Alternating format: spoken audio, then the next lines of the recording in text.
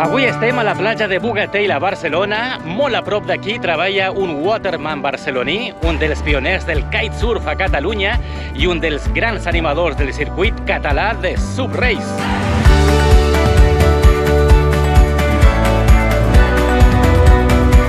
Aquí, al carrer Ciutat de Granada, és on treballa en Francesc Creixell, un rider i perruquer barceloní que tot el que fa, ho fa amb molta passió. Ja ho vereu. ¿Qué tal, Francesc? Muy bien, bienvenido a nuestra casa.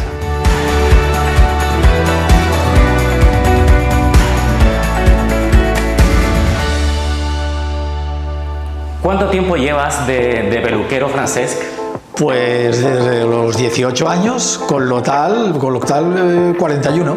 Es un negocio familiar entonces, ¿no? Es un negocio familiar, lo empezó mi madre en los años 50 y nosotros lo hemos continuado. ¿Cómo se llamaba en ese tiempo? Peluquería Lolita, como era la moda. Tu madre, ¿no? Mi madre, exactamente. ¿Y en qué año pasa el testigo a su hijo? Bueno, estuvimos unos años trabajando juntos los dos, pero ya cuando empecé a trabajar con ella allí por el 87, ya con una cierta importancia, pues podríamos decir que fue en el momento en que ya ella pasó a dejarme que yo dirigiera el cotarro. ¿Cuántos clientes tienes, más o menos? Bueno, sobre los 1000. Sobre los 1000. 2000. ¿Y de ese tiempo conservas algunos? ¿De los tiempos de tu madre, sí? Por supuesto. Tenemos todavía algunas señoras, entonces era solo de señoras la peluquería. Y por supuesto que tenemos clientas de esa época que son ya octogenarias o más incluso, y que bueno, que ya las queremos como si fueran de la familia. Empecé solo con mujeres, pero ahora estoy más dedicado al corte de masculino, ¿no? Sigo teniendo mis clientas de toda la vida femeninas, pero sí que hemos ido cogiendo cada uno un poco más nuestra parte, ¿no? Mi pareja lleva más el tema femenino, yo llevo más el tema masculino, aunque siempre hay algún cliente que nos lo intercambiamos porque asimismo pues nos lo piden ellos, ¿no? Lo que me gusta más es el trato con la gente. Soy muy parlanchín y me gusta el interactuar con la gente. Y luego la verdad es que cuando vas trabajando te enamoras, creo, de este trabajo. Además, piensa que yo inicié una transformación en la peluquería, de una peluquería tradicional de barrio de señoras a una peluquería con un enfoque familiar, quiero decir. Nunca me gustó la palabra unisex.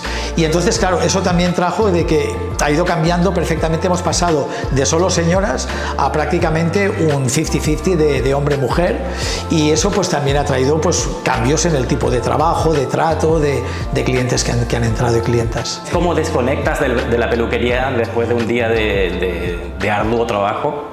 Pues mira, ahora mismo desde hace unos 22 años con temas náuticos.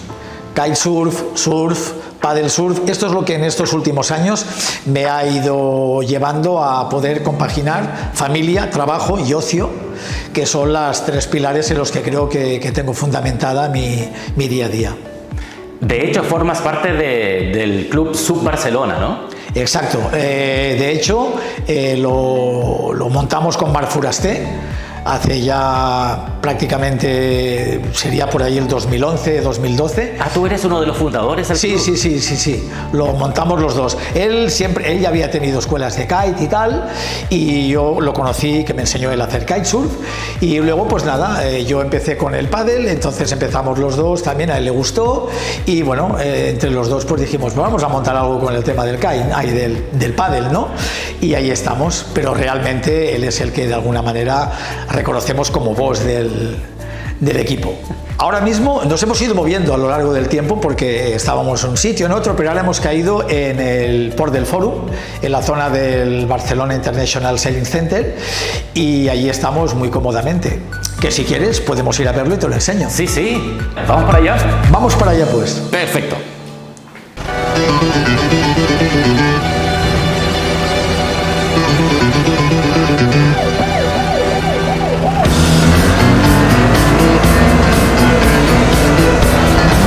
Este es el cementerio más antiguo de la ciudad.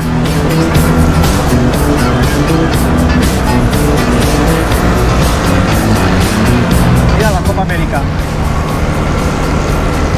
Me cruzo con ellos cada día. ¿Con quién? Con los de la Copa América. Ah, ¿Los ves ahí? Con la vela negra. sí. ¿Cuándo es? ¿En agosto? Entre agosto y octubre. pero ya, algunos llevan más de un año aquí ya, ¿eh?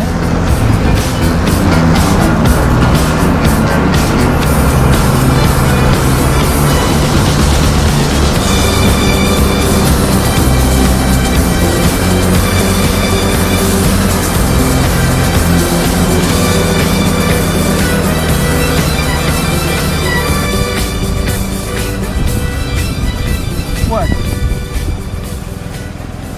Hem arribat. hem arribat.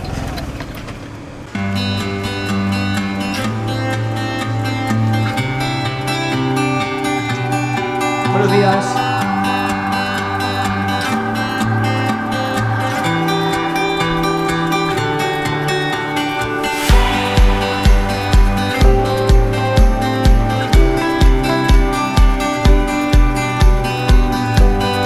Aquí tienes todas las comodidades, ¿no, Francesc? Todas. Tenemos gimnasio, tenemos nuestras taquillas, tenemos zona para dejar en invierno que los neoprenos y la ropa se pueda secar por la noche, unos secaderos, sauna seca y sauna húmeda. Arriba tenemos un hostel, hay un restaurante con comida healthy y bueno, sobre todo el acceso al mar que nos permite que sea muy fácil.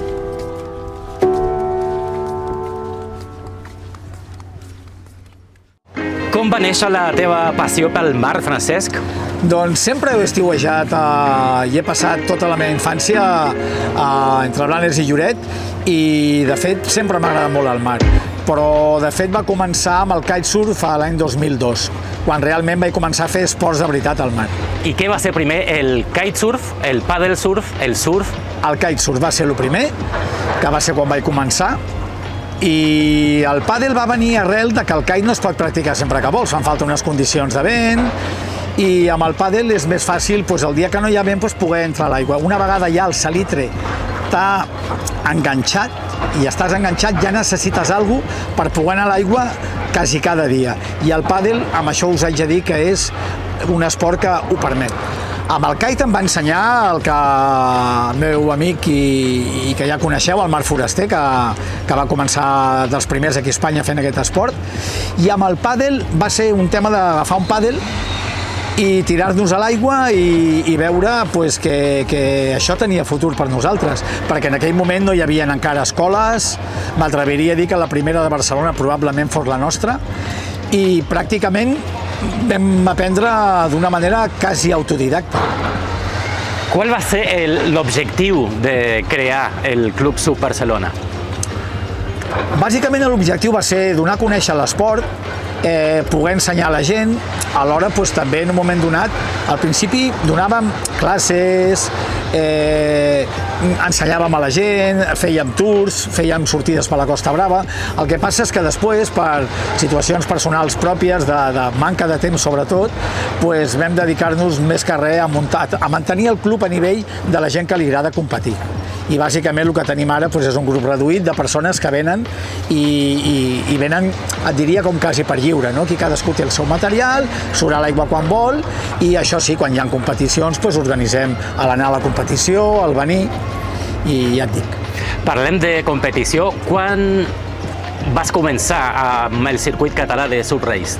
Mira, la meva primera cursa va ser la primera cursa que es va fer quan encara no teníem federació, que teníem UCS, al Canal Olímpic de Castelldefels, que això va ser l'any 2011. I va ser la primera cursa que es va fer, que en aquell moment van venir gent de renom nacional també, i bueno, va ser el tret de sortida. Des del 2011 fins ara? Fins ara. Sense parar? Bueno, em vaig prendre sabàtic l'any passat, l'any 23, no vaig competir. Bueno, crec que va estar bé perquè van ser molts anys i ara aquest any he tornat amb ganes renovades. I com veus l'evolució de la competició des dels inicis fins ara? Hem tingut alts i baixos. Crec que ara estem en un moment una miqueta de que hi ha menys gent que hi ha hagut en altres temporades, però penso que remuntarem, perquè us torno a dir que és una manera de disfrutar del mar molt fàcil, que està a l'abast de tothom, perquè és com anar en bicicleta o anar a córrer, cadascú va al seu ritme, cadascú arrisca el que vol, i penso que ha d'anar més sense cap tipus de dubte.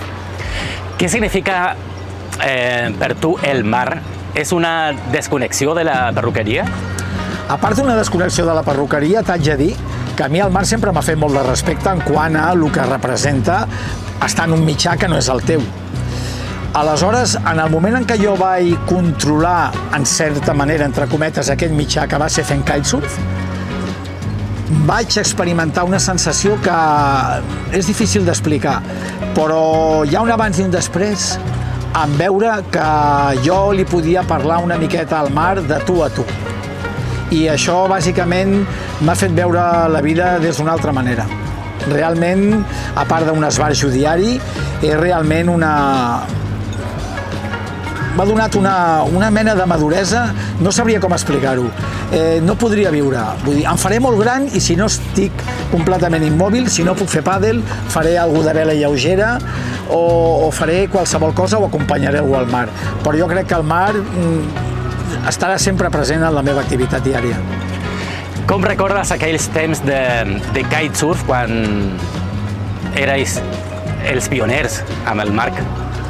Doncs t'haig de dir que recordo com una de les etapes de la meva vida més impressionants, en què m'han causat més bones sensacions les coses. Us veien com bojos?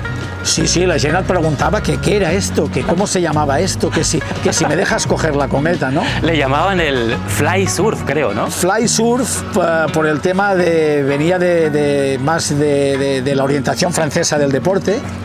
Kitesurf a nivel ya más internacional, y aquí en Cataluña se le decidió de poner el nombre de surf d'estel, para darle unas connotaciones que ligaran con la lengua catalana. I com ho veig ara? Home, el kite ha canviat molt, perquè ara el kite ja està molt estès. En aquella època teníem molts problemes, estava prohibit a molts llocs, vàrem ser durant molt de temps, érem pròfugos de la justícia, ens havíem d'amagar perquè ens perseguia la policia per les platges. Bueno, ara ho veig una miqueta més establert i a més ha agafat una altra... Hi ha més modalitats de kite, per dir-ho d'alguna manera, no? Hi ha el kite en foil, hi ha el kite d'onades, hi ha el kite de reis, i han canviat també els tipus d'estel, vull dir, ha evolucionat molt. Ha evolucionat molt. I per què vas canviar el kite pel paddle surf? Bueno, jo segueixo fent kite, cuidado. Ah, sí? Aquí no s'ha canviat.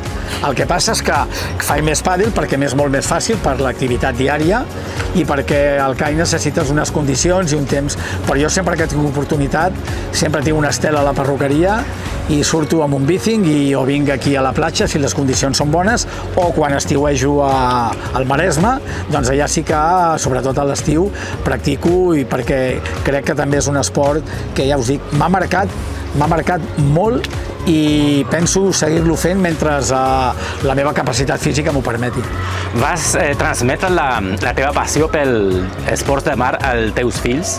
Sí, els meus fills des de molt petits han estat a l'aigua amb mi. Han tingut èpoques que més, han tingut èpoques de menys, èpoques que han deixat. La meva filla gran no practica tant, fa esports, però no s'ha tirat tant al mar, malgrat que ha fet surf amb mi també. I el Nil sí que ara ha fet pàdel, ha competit en pàdel, i ara segueix fent surf. Ara s'ha tirat més al surf pur i dur. En una paraula o dues, què significa el mar per tu? Vida. Vida, vida. Molt bé, senyor. Doncs això ja ho tindríem.